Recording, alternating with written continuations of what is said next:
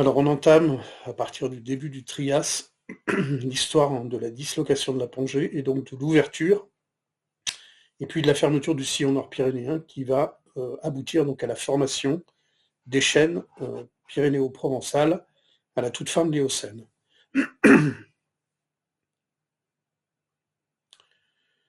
Alors voilà la situation de l'Europe à la toute fin du Permien, au début du Trias. Donc on n'est plus exactement sur l'équateur, on est en train de dériver vers le nord. Donc voici ici l'Europe. Alors la France est difficile à repérer, mais elle est à peu près ici. Voilà donc le secteur où on est. Les reliefs de la chaîne hercynienne sont déjà passablement émoussés, mais ils sont encore relativement importants. Tout le nord de l'Europe là est occupé par des zones, en fait, ce ne sont pas des zones marines, hein, ce sont des grandes lagunes où s'accumulent des dépôts de sel. Et les domaines véritablement marins sont situés plus au sud ici, au niveau de ce qu'on appelle la Thétis. Si maintenant on passe au milieu du Trias, voilà, donc là les reliefs ont quasi complètement disparu. L'Europe, vous voyez ici la France, est arrivée au niveau du tropique du Cancer, on est à 30 degrés de latitude nord. Les aires marines ici de la Thétis euh, émettent des espèces de tentatives de transgression sur le continent européen, qui en fait donnent des lagunes qui sont isolées de l'océan, dans lesquelles l'évaporation très importante liée au climat tropical fait qu'on accumule des dépôts de sel relativement importants. C'est le cas ici dans tout le sud et le sud-est de la France, alors qu'il subsiste des zones de relief indiquées ici, voilà, au niveau du massif central, du massif armoricain des Ardennes. Ces dépôts de sel qui se mettent en place au Trias, ils sont très importants, on l'a déjà évoqué, parce que, étant beaucoup plus tendres que les autres roches, à l'échelle de la croûte terrestre, c'est eux qui vont servir de ce qu'on appelle les niveaux de décollement au moment des déformations et de la mise en place des chaînes alpines et pyrénéennes. C'est particulièrement net dans le secteur où on est. Voilà, ces dépôts du Trias, ils sont figurés ici en violet, et vous voyez qu'ils sont très étroitement associés en fait à ce grand accident qui s'appelle le chevauchement frontal nord-pyrénéen et puis la nappe des Corbières orientales. En particulier ici, un petit peu plus au sud-est des secteurs où on va aller, voilà, on a ce très bel affleurement qui sont des gypses du Trias, complètement déformés, voilà, par cette espèce de pli, parce qu'ils ont participé effectivement au décollement de la nappe des Corbières. On n'ira pas voir ce site parce que c'est un petit peu loin. Voilà, ce sont des gypses qui présentent à peu près le même aspect, en particulier en termes d'érosion, que ceux qu'on avait vus à Mormaron. Les gypses du Trias, en fait, vous les verrez, mais mal, mais vous les verrez quand même, quand on sera ici dans le secteur de Cucugnan, où on va traverser le chevauchement frontal nord-pyrénéen, et on verra effectivement ces dépôts orangés du Trias à l'endroit du contact.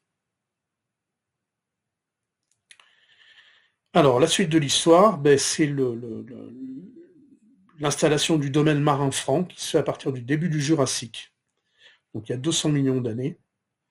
Donc toute l'Europe, qui est toujours située au niveau du tropique du Cancer, donc à 30 degrés de latitude nord, est envahie par des mers peu profondes, donc ça devient un archipel tropical. Donc c'est lié à une élévation du niveau marin à l'échelle planétaire, qui est liée entre autres à l'éclatement de la Pangée et à l'ouverture de l'océan Atlantique.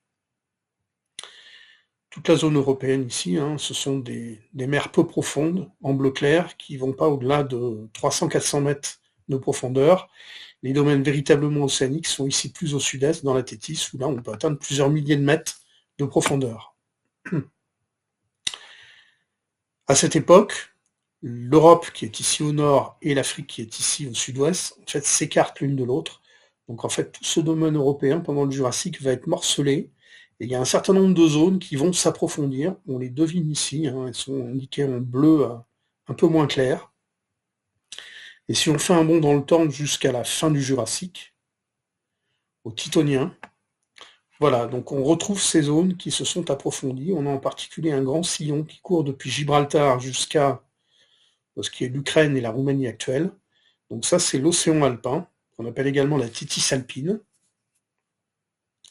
Et puis on a une deuxième zone profonde qui part ici d'un secteur qui correspond à la mer du Labrador actuelle, entre le Groenland et le Canada, qui traverse un Atlantique qui n'existe pas encore, qui passe entre l'Espagne et la France. qui vient se terminer ici, au sud de la France. Alors, GG, c'est le golfe de Gascogne, ce qui va devenir le golfe de Gascogne, et puis le sillon nord-pyrénéen, qui est le sillon dans lequel vont s'accumuler les sédiments qui vont former les roches des Pyrénées. On a une deuxième zone profonde ici, qu'on avait évoquée il y a 2 ans, c'est le bassin vaucontien, qui est situé au nord donc, de la rive du Mont Ventoux et de la montagne de Lure, et qui correspond au secteur des Baronnies actuelles. Par contre, tout le secteur qui est entre les deux, et donc le secteur dans lequel on est, c'est un secteur peu profond. On va faire un zoom sur cette partie-là, sur une carte un petit peu plus détaillée. Alors, sur laquelle on retrouve ici l'océan alpin, qui est bien un océan profond, avec une dorsale océanique. Le golfe de Gascogne, qui est ici, également une zone profonde. Et puis le bassin vaucantien, et entre les deux, en fait, on a une zone très peu profonde, encore une fois, de mer, ce qu'on appelle les mers épicontinentales. Donc c'est le sillon nord-pyrénéen, ce qui va devenir le sillon nord-pyrénéen, et dans le secteur où on est, nous, en particulier ici, là, on est vraiment au niveau d'un haut fond pendant tout le Jurassique. Alors vous avez ici une carte des Pyrénées actuelles, et vous avez ici 2 coupes. Alors la coupe qui est AB ici, représente un peu quelle était l'évolution des profondeurs et des milieux au Jurassique entre le golfe de Gascogne, le bassin basco-béarnais et puis le bassin languedocien. Et en fait, on voit que toute la zone qui est ici autour du Moutonnet était une zone émergée, et effectivement, au nord du Moutonnet, il n'y a pas de dépôt jurassique. Les dépôts jurassiques, on les trouve un petit peu plus au sud, et puis en fait, les dépôts jurassiques se sont faits dans un contexte qui était toujours un contexte de très faible profondeur. On les verra assez peu dans le cours de la semaine, les dépôts jurassiques. Ils sont essentiellement cantonnés ici, au sud du chevauchement frontal. On va simplement les traverser quand on va suivre ici les gorges de Galamus. Voilà, mais c'est le seul moment de la semaine où on verra véritablement ces dépôts du Jurassique. À partir du Crétacé inférieur, le domaine s'approfondit, le domaine marin franc s'installe et le sillon nord-pyrénéen s'approfondit. Alors, on va passer directement, il y a 120 millions d'années, à l'Aptien. Donc voilà une reconstitution de l'Europe à l'Aptien. Alors, on a toujours l'océan alpin, ici. On a toujours le golfe de Gascogne. Et le sillon nord-pyrénéen, ici, s'est approfondi. Alors, le bassin vaucantien est ici. Le sillon nord-pyrénéen est là. Et puis, on a effectivement des zones profondes. Des zones profondes qui ne sont pas encore en connexion avec l'Atlantique, mais qui sont toujours en connexion avec ce qu'on appelle le domaine téthysien, le domaine alpin. Dans les parties profondes, en bleu plus foncé, s'accumulent des sédiments profonds, et puis sur les bordures sur les bordures continentales, toutes les zones en bleu clair, à cette époque-là, vont s'accumuler des calcaires récifaux sur de très grandes épaisseurs. Alors ce sont les fameux calcaires urgoniens dont on a déjà beaucoup parlé dans les circuits passés de l'assaut. Alors ils existent dans le Vercors où on ne les a pas vus. Ils forment donc les reliefs du Grand Vémont et du Mont Aiguille. Donc, tout ça, ce sont des calcaires récifaux du Crétacé moyen. On les a vus en Luberon, où ils forment cette fameuse dalle de calcaire qui arme le Mont Ventoux et puis tout le plateau d'Albion qui est au sud. Plateau d'Albion qui est d'ailleurs creusé par un certain nombre de gorges, les gorges de la Nesque à proximité de Sceaux, mais qu'on n'a pas vu. Par contre, on est allé voir, nous, les gorges d'Opélette. Voilà, tout ça, ce sont les calcaires urgoniens. On les a également très bien vus quand on était en Ardèche, puisque les gorges de l'Ardèche, vues ici depuis le belvédère du cerf de Tours, creuses, sont entaillées dans la masse de ces calcaires urgoniens. Et Pont d'Arc, d'ailleurs, est une arche de calcaire urgonien qui engendre l'Ardèche. On les avait vus également dans les Pyrénées en 2015. Alors là, j'ai pas d'image. On avait ces énormes masses récifales qui existaient au nord des Pyrénées, autour d'Arudi. Point commun de tous ces calcaires urgoniens, c'est qu'ils contiennent souvent de grandes quantités d'organismes disparus il y a 65 millions d'années en même temps que les dinosaures, qui s'appellent les rudistes. Les rudistes, c'était des mollusques marins. Alors il faut imaginer, ça c'est la forme la plus simple, une huître dont la valve inférieure se serait allongée démesurément en forme de corne, plantée dans le substrat, avec une valve qui sert d'opercule au-dessus. Et puis donc une coquille très épaisse qui permettait à ces organismes de résister à l'agitation des vagues, et donc ces rudistes formaient des colonies récifales dans les mers du Crétacé moyen. Le terme d'Urgonien vient de la localité d'Orgon, qui est située donc entre les Alpilles et le Luberon. Il y a un musée à Orgon où on peut voir cette reconstitution d'un récif des mers urgoniennes de l'époque. Donc vous voyez avec beaucoup de rudistes et puis quelques coraux qui sont visibles ici. Cette forme-là est une des formes les plus simples. En fait, les rudistes, c'est un groupe avec des morphologies assez variées.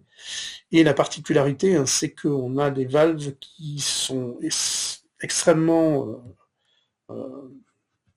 torsadées, en forme de corne, effectivement. Donc c'est bien le terme qui convient. Alors le nom de Diceras que vous avez ici, ça veut dire deux cornes. Le nom de Caprinula, on voit tout à fait d'où ça vient. Ça fait penser à des cornes de chèvre. Voilà. Bon, mais encore une fois, c'était bien des mollusques voisins des huîtres actuelles.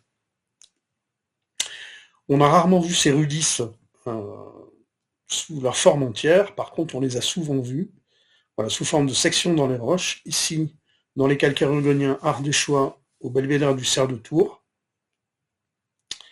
Ici, dans les calcaires urgoniens de la Penobscot, dans la vallée d'Aspe, où ici, les coquilles sont colorées en noir. Et puis, en Luberon, grâce à Daniel, on avait fini par trouver une section d'un rudiste, on était à Rustrel, lorsqu'on observait de loin le Colorado provençal. Cette année, vous risquez de voir des rudistes dans des conditions un peu meilleures, en particulier à fond froide. Alors, les calcaires urgoniens, ils sont où? Ils sont essentiellement ici, là, en vert foncé. Voilà, vous les verrez à deux occasions. Alors, j'ai parlé effectivement des calcaires urgoniens de fond froide, que vous verrez, qui dominent l'abbaye. Et puis, vous verrez également les calcaires urgoniens qui sont sous le château ici de Montségur. Voilà, toutes ces masses, ce sont des calcaires urgoniens au niveau du chevauchement frontal nord-pyrénéen.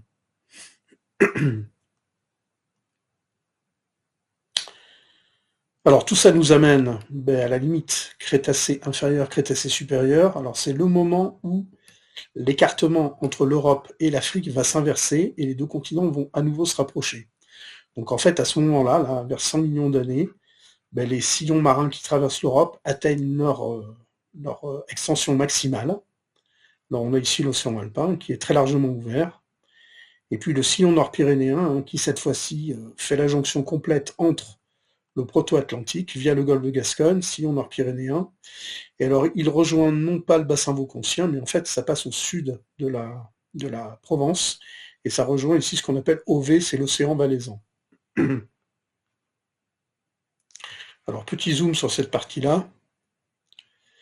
Voilà, simplement pour indiquer une chose, c'est qu'à partir en fait de la toute fin du Crétacé inférieur, j'avais dit que jusque-là, le sillon nord-pyrénéen, dans la région où on a été tourné vers la Méditerranée, là ça s'inverse. Enfin, c'était pas la Méditerranée d'ailleurs, c'était le domaine téthysien. Ça s'inverse, cette fois-ci maintenant la connexion, elle est en direction de l'Atlantique. Et cette connexion vers l'Atlantique, en fait, elle va durer pendant toute cette période jusqu'à la mise en place des structures pyrénéennes et de la nappe des Corbières à la toute fin de l'Éocène.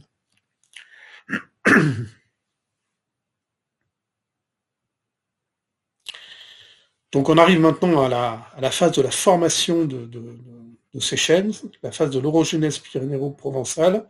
Alors en réalité, je vais parler un peu des chaînes pyrénéo-provençales, mais on va voir que finalement, nous, l'histoire sédimentaire, elle continue pendant tout le Crétacé supérieur, tout l'Éocène, jusqu'au moment où les nappes vont se mettre en place.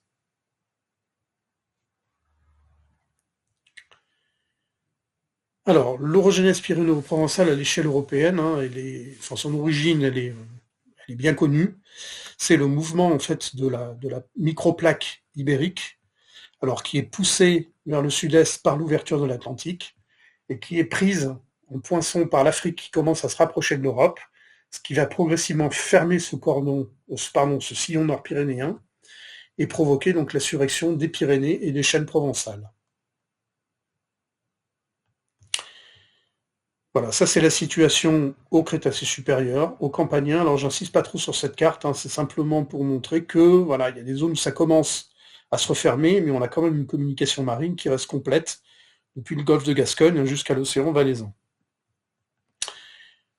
Le paroxysme de la formation des chaînes pyrénéo-provençales, il est entre 45 et 35 millions d'années, à l'Éocène. Voilà une reconstitution il y a 45 millions d'années, on voit qu'effectivement, ceci, on n'existe plus. On a bien une chaîne importante qui est ici au sud de la France, et puis l'Atlantique et la future Méditerranée sont désormais isolés. Voilà, ça c'est une autre constitution à l'échelle européenne, où on voit qu'il subsiste juste des aires marines, en fait, au sud des Pyrénées.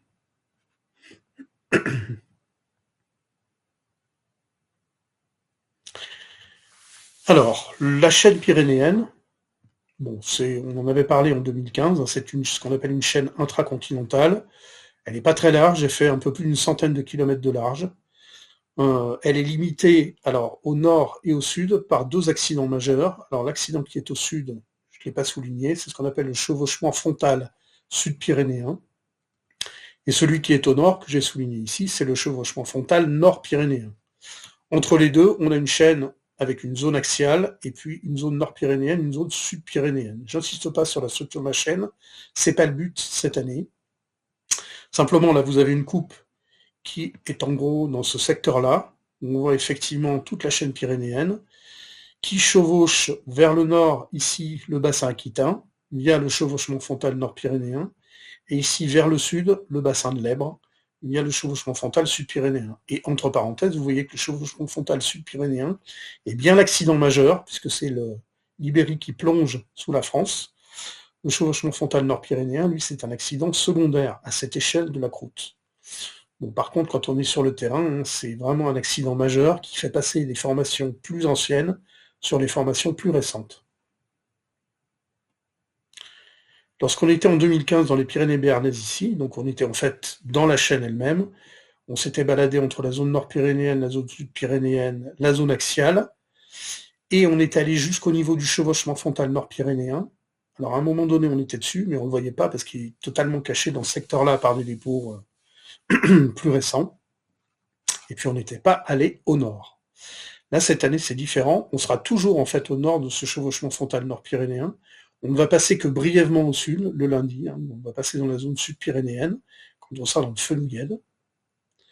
Voilà. Et autant on n'avait pas vu le chevauchement frontal nord-pyrénéen quand on était ici en Béarn, là par contre on va le voir très largement.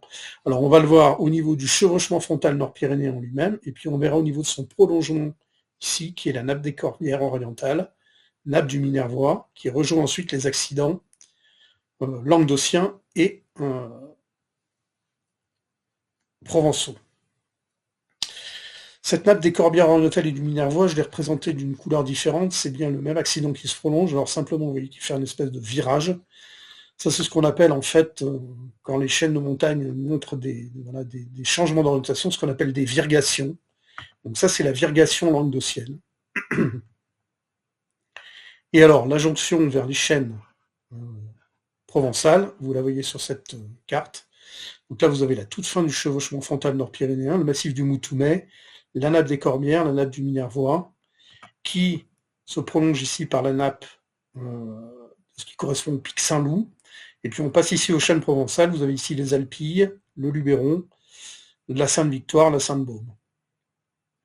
Et alors, les deux failles qui sont ici, la faille des Cévennes et la faille de Nîmes, dont on avait parlé, elles ont joué un rôle très important au moment de la mise en place des Pyrénées. En fait, la faille des Cévennes en particulier a fonctionné en décrochement. Donc en fait, le bloc qui est à l'est est parti vers le nord, alors que le bloc qui est à l'ouest lui glissait vers le sud. Donc en fait, c'est ce qu'on appelle un décrochement sénestre. Et en fait, ce décrochement sénestre, sur la faille des Cévennes, on l'avait vu en 2019. Donc Jacques nous avait montré un plan de faille, un miroir de faille sur un parking derrière un bar, sur lequel on voyait ces stries verticales qui correspondent à l'ouverture du fossé d'Alès au Miocène, mais aussi des stries horizontales soulignées ici en orange et qui correspondent à ce coulissage au moment de la formation des Pyrénées. La faille de Nîmes a également joué le même rôle, et cette faille de Nîmes, elle permet la jonction via les dentelles de Montmirail qui sont ici, avec le chevauchement frontal ici, du Mont Ventoux et de la montagne de Lure. Voilà, donc tout ça en fait fait partie d'un seul et même ensemble, qui sont les chaînes de l'orogenèse pyrénéo-provençale. Alors on revient sur notre secteur des Corbières, Et on va évoquer maintenant l'histoire sédimentaire depuis le début du Crétacé supérieur jusqu'à l'Éocène. Le Crétacé supérieur, en fait, il est très largement développé là au nord du chevauchement frontal, et en particulier dans ce secteur ici, donc des corbières méridionales, des hautes corbières. Alors, on va le traverser, on va assez peu s'y arrêter, mais c'est intéressant que je vous en dise quand même quelques mots. Voilà, donc ce que vous voyez ici, hein, c'est la carte géologique de Quillan. Voilà, le chevauchement frontal nord-pyrénéen est ici. Ici, vous avez le pêche de Bugarache. Ici, vous avez le massif du Moutoumet. Et puis, entre les deux, là, vous avez toute une série de formations sédimentaires. Toutes celles qui sont en vert sont du Crétacé supérieur. Ce qui est intéressant, c'est qu'à l'échelle de ce bassin, au Crétacé supérieur, on peut reconstituer une polarité entre des zones pratiquement émergées, des zones littorales, voire même des zones émergées. Et puis, au fur et à mesure qu'on se déplace vers le sud, on passe dans un domaine de plateforme récifale, et puis ensuite un domaine marin profond. Donc en fait, là, on a les zones émergées, et ici, le sillon nord-pyrénéen. Cette plateforme récifale, là, elle est spectaculaire dans le secteur de Rennes-les-Bains. Alors malheureusement, on ne peut pas y aller, parce que ce secteur-là, on ne peut y aller que en faisant de la randonnée, donc ça aurait été beaucoup trop long et puis complexe. Pour certains, commencer par moi. Voilà, en fait, ce secteur-là, on a reconstitué effectivement au Crétacé supérieur, donc en fait, on est au Centonien supérieur, autour de 80 millions d'années, un récif, voilà, avec toutes ces différentes zones. Voilà, et ce récif, en fait, encore une fois, ce sont des rudistes. Alors, ce secteur s'appelle la montagne des Cornes. Le nom de Cornes vient effectivement de la grande abondance des rudistes qu'on observe dans ce secteur-là. Ils sont spectaculaires, malheureusement on ne les verra pas ici. Par contre, j'espère que vous les verrez, enfin que je pourrai vous les montrer, quand on sera à fond froide le vendredi matin.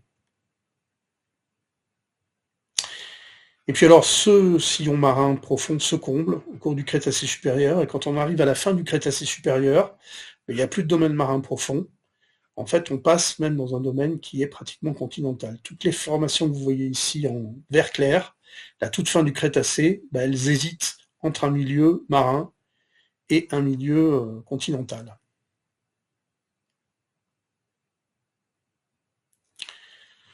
Voilà, donc ça c'est la reconstitution à l'échelle de l'Europe au niveau du Crétacé supérieur, donc à la toute fin du Crétacé supérieur. Donc on est ici, au fond d'un golfe marin qui est tourné vers l'Aquitaine, et puis on voit que toutes les zones ici à l'est sont émergées.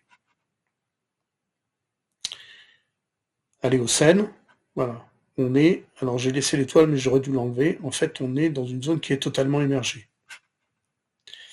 Alors ce golfe marin qui va subsister en fait de la fin du Crétacé supérieur jusqu'à l'Éocène, voilà, vous en voyez une reconstitution un peu plus précise. Donc on voit qu'en fait le golfe marin il est essentiellement au sud de la chaîne des Pyrénées en formation, mais il y a quand même une branche qui est ici au nord et qui vient jusque dans le secteur du massif de Moutoumet.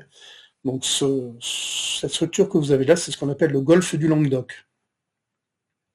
Ce golfe du Languedoc, encore une fois, ce sont des zones qui sont presque continentales, qui sont soumises à des apports par les rivières, donc de sédiments, indiqués ici par ces flèches en noir.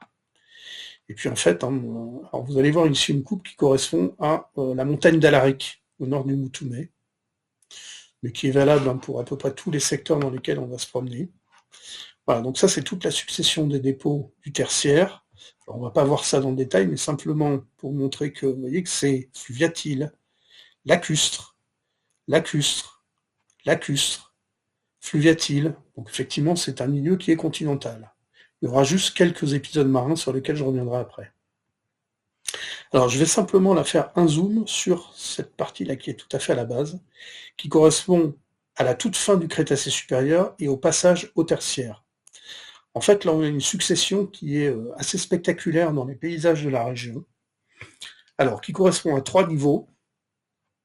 À la base, on a un niveau de limon rouge fluviatile, avec des dinosaures, puisqu'on est encore au Crétacé supérieur, ce qu'on appelle le Bégudien. Alors, les restes de dinosaures, d'ailleurs, qu'on trouve dans ces formations, sont à l'origine du musée des dinosaures d'Esperaza. On devrait voir quelques vestiges de ce secteur. On a ensuite un niveau de calcaire lacustre, blanc, par-dessus, qu'on appelle le rognassien. Et puis, alors après la crise majeure de la fin du Crétacé supérieur, qui correspond à la disparition des dinosaures, des rudis, des ammonites, on a à nouveau des argiles continentales rouges, qu'on appelle le vitrolien. Donc en fait, cette succession bégudien rouge, renassien blanc, vitrolien rouge est ce qu'on appelle un niveau repère dans les paysages de la région. On va le voir à deux reprises. Alors effectivement, nous on va le trouver au passage Crétacé supérieur et Éocène, c'est-à-dire au passage vert clair orange. Alors on le verra, le dernier arrêt qu'on fera le vendredi soir ici au niveau de la montagne d'Alaric, dans les gorges du Congoust, voilà, où on voit donc le bégudien rouge surmonté par le rhognacien blanc. Et puis, on le verra également dans le secteur de Rennes, le château, le jeudi matin. Voilà, où, quand on regarde vers le sud, on voit ce paysage. Alors, on a le vallon du ruisseau de Couleur, et j'imagine que le nom de ruisseau de Couleur vient effectivement de la variété des couleurs qu'on a dans ce secteur-là. Tout à fait au fond du vallon, on voit du rouge. C'est le bégudien. Par-dessus, on voit les calcaires du rhognacien. Et puis, encore une fois au-dessus, on retrouve le rouge, et cette fois-ci, c'est le vitrolien. Le vitrolien, que vous voyez très clairement ici, mais également à travers la couleur rouge des champs. En fait, le vitrolien, il est très développé autour de Rennes-le-Château, vous le verrez de loin et de près. Alors, la suite des événements, encore une fois, des dépôts qui hésitent entre milieu continental et milieu marin. Bon, en fait, il y a 3 venues marines, une qui est ici, très courte, on en a 2 autres ici très rapprochées et très courtes, et en fait, le véritable épisode marin, c'est ce qu'on appelle l'Yprésien. Voilà, donc là, on a toute une succession de dépôts franchement marins, avec des fossiles marins.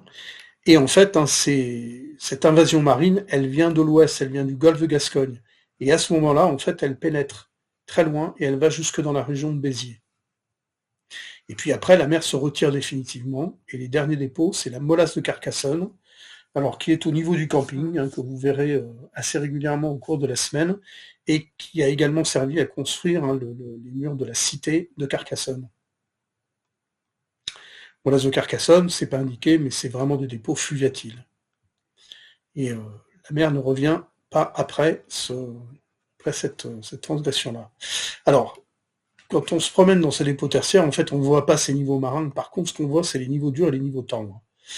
En fait, là, on a 3 niveaux durs. Le premier, ce sont ces calcaires lacustres à la base. Ensuite, on a ce calcaire marin basal. Et enfin, on a ces calcaires silteux intermédiaires à nummulites. Et du coup, c'est intéressant parce que quand on sera dans tout ce secteur-là, alors même si on est juste au nord du chevauchement frontal nord-pyrénéen, les dépôts sont assez peu déformés. Ils sont juste basculés vers l'ouest et on a un très joli relief de ce qu'on appelle des cuestas. Alors, les cuestas éocènes, vus depuis Rennes-le-Château. Voilà, donc vous voyez avec ces pentes très régulières vers l'ouest, et puis à chaque fois qu'on a un niveau dur, ça forme une cuesta. Le niveau le plus haut ici, qui est au niveau donc, des éoliennes, du pic d'Obro, où on essaiera de monter le jeudi soir, ce sont les calcaires lacustres que vous avez ici. Donc niveau dur, avec la pente associée, ils disparaissent ici derrière la deuxième cuesta, qui est le calcaire marin basal, qui forme toute cette surface ici. On le devine d'ailleurs dans le paysage ici. Et nous, on ira le voir au niveau d'une carrière qui est à cet endroit-là. Et puis enfin, troisième cuesta. D'ailleurs, elle n'est peut-être pas exactement ici, elle est peut-être là. Pareil, avec un niveau dur qui correspond à ces calcaires à nummulites et qui plonge vers l'est. Voilà, donc ça c'est un joli exemple de relief monoclinal, de relief de cuesta, que vous devinez sur cette image, mais que vous verrez beaucoup mieux quand on sera sur le secteur.